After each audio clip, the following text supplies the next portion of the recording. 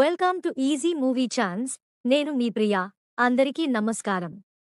ఈరోజు టాలీవుడ్ రౌండప్లో Harihara Veeramallu cinema update గురించి మాట్లాడుకుందాం. AP deputy CM power star Pawan Kalyan నటించిన భారీ బడ్జెట్ చిత్రం హరిహర వీరమల్లు జూలై 24న ప్రపంచవ్యాప్తంగా రిలీజ్ అయింది.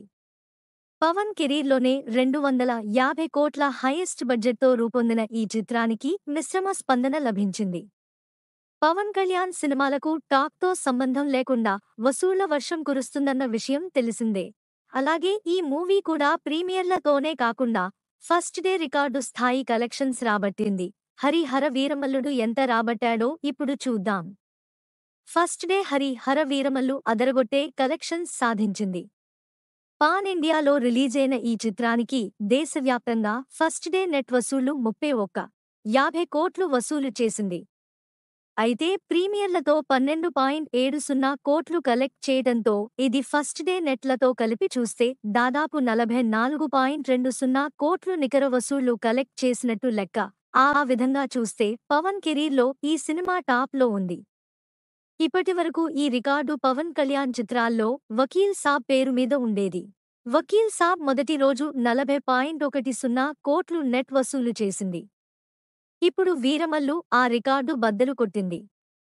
ఇక ఓవర్సీస్లో ఎంత వసూలు చేసిందనే విషయంలో స్పష్టమైన వివరాలు లేకపోగా దాదాపు 5 కోట్ల వరకు వసూళ్లు రాబట్టి ఉండవచ్చు అని ఒక అంచనా.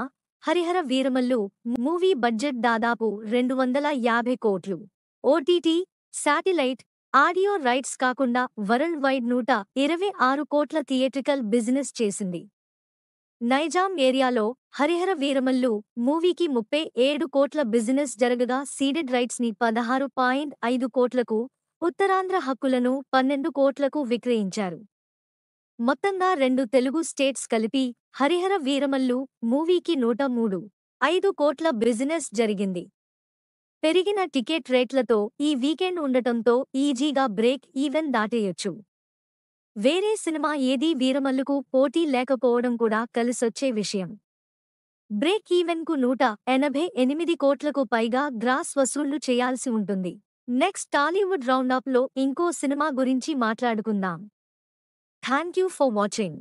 మీలో చాలామంది నా వీడియోస్ చూస్తున్నారు కానీ సబ్స్క్రైబ్ చేయట్లేదు. సబ్స్క్రైబ్ చేసి కింద బెల్ ఐకాన్ క్లిక్ చేయండి.